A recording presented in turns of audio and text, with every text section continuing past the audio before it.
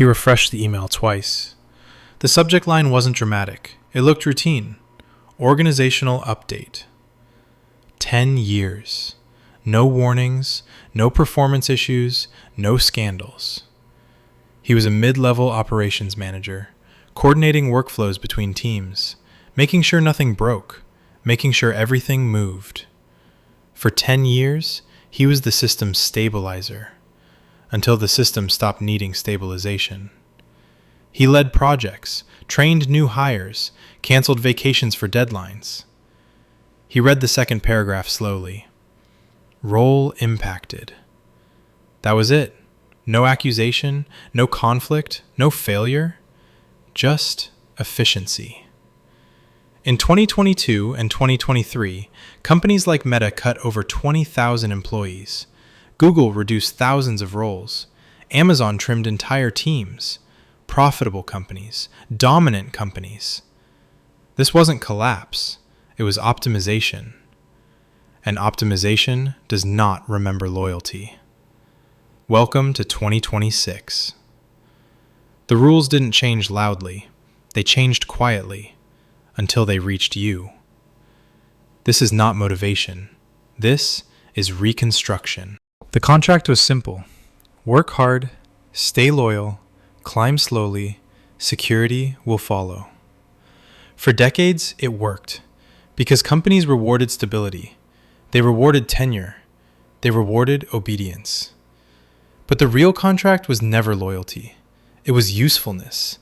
And usefulness became dynamic.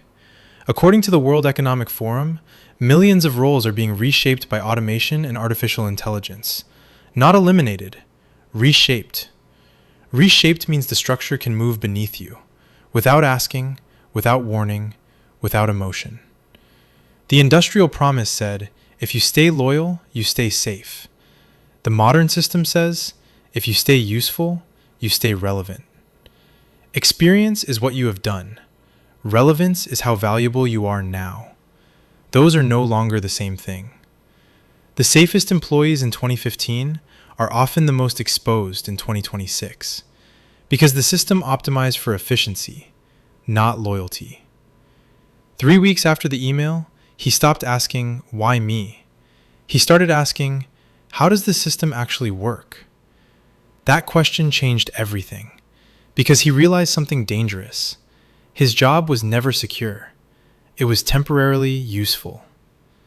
And temporary usefulness can expire silently. Rule 1. Build leverage, not dependence. Effort scales linearly. Leverage scales exponentially. If your income depends only on your time, your growth has a ceiling. I didn't just automate tasks. It exposed which roles were built on repetition. Repeatable work is predictable. Predictable work is compressible. Compressible work is replaceable. But work built on judgment, decision-making, systems thinking, communication under uncertainty became more valuable. Tools don't replace people who understand systems. They amplify them. 1 month after the layoff, he stopped mass applying to jobs. He opened tutorials instead. He learned AI workflow automation. He studied sales psychology. He rebuilt his professional positioning. Not because he loved it, because survival had changed. There are 3 forms of leverage now. 1. Skill leverage. Learn abilities that multiply output. AI tools, automation systems, strategic writing, sales. 2. Network leverage. Relationships outside your employer. If one company controls your income, it controls your stability. 3. Asset leverage. Build something independent. Consulting, a newsletter, a micro product, advisory work. You don't need 10 income streams. You need 1 independent lever. Just 1. Because 1 lever changes your posture, from dependent to strategic. He followed a simple protocol. First 30 days, learn 1 leveraged skill. Next 30 days, apply it once in the real world. Next 30 days, get paid for it. Not perfectly, just once. Because 1 proof of independence changes everything psychologically. Rule 2. Optimize for optionality. 2 months after the layoff, he landed a small consulting contract. It wasn't impressive money, but it removed fear.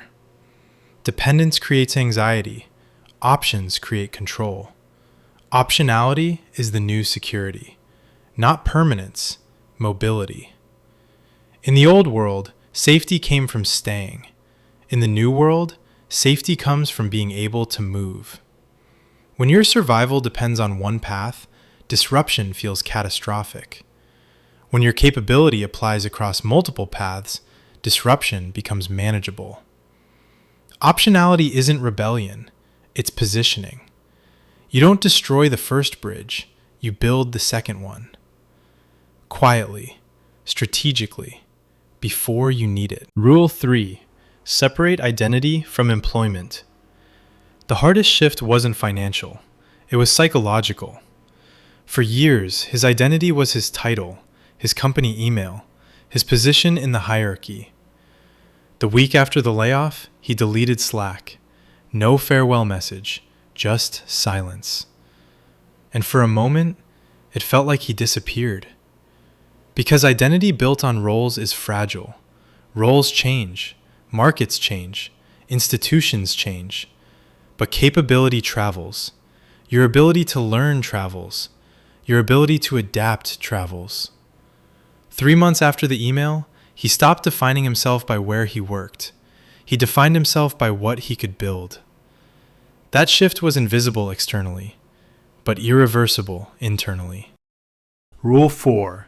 From stability to velocity. The industrial world rewarded stability.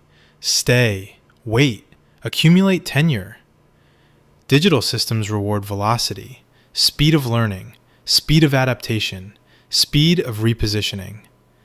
Standing still feels safe, but it quietly increases risk. The most vulnerable people aren't the weakest, they are the most comfortable. Because comfort delays adaptation, and delayed adaptation becomes sudden vulnerability. Velocity doesn't mean chaos, it means continuous adjustment, small upgrades, consistent learning, short adaptation cycles. 4 months after the layoff, he wasn't recovering. He was evolving, not dramatically, but permanently. The real enemy isn't AI. It isn't corporations. It isn't the economy. It's the industrial loyalty myth. The belief that obedience guarantees protection.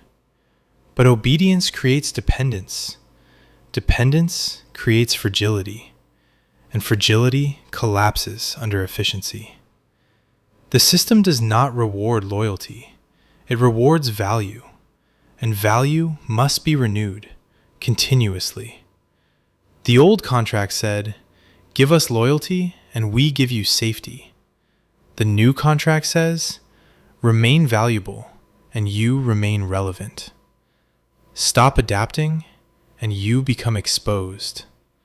Not because the system is cruel, because the system is optimized. 6 months after the email, he wasn't the same man. He had AI literacy, a consulting client, stronger professional relationships, a portfolio mindset. He didn't become extraordinary. He became adaptive. And adaptive people are harder to replace because they evolve faster than the system changes. In 2026, loyalty is no longer protection. Awareness is. Leverage is. Optionality is. Velocity is. The most dangerous employee in 2026 isn't the unemployed one. It's the employed one who stopped evolving. Because disruption doesn't destroy the weakest first. It destroys the static. Disruption arrives quietly, not as chaos, but as an ordinary email. So ask yourself one question. If your job disappeared tomorrow, what would remain? Your title wouldn't. Your company wouldn't. Your access wouldn't. Only your capability would remain.